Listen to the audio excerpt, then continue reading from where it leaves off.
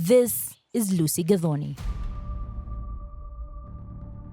She's 28 years old and she is running out of time.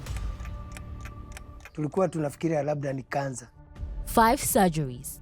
Each time, the tumor came back larger and more dangerous than before. Ni kuomba tu. Naambia Mungu tu akupe nguvu. Until one surgeon decided enough is enough. Nobody has done this, so we want to make sure that we do it the right way.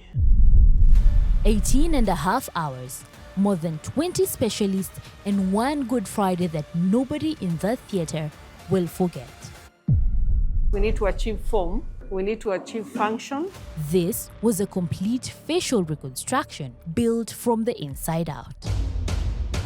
A grueling 18 hours, pro bono, on a Good Friday, bless them. This is a story of a miracle built by human hands and what it cost to make it happen.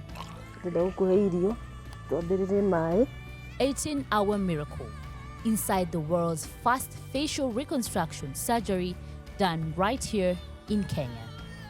On Willow Health Media.